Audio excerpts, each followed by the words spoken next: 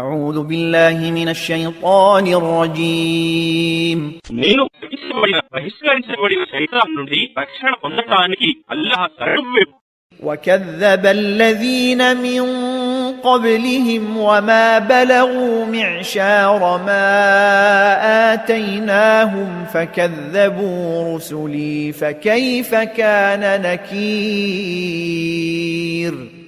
మరియు వారికి పూర్వం గతించిన వారు కూడా ఇదే విధంగా తిరస్కరించారు.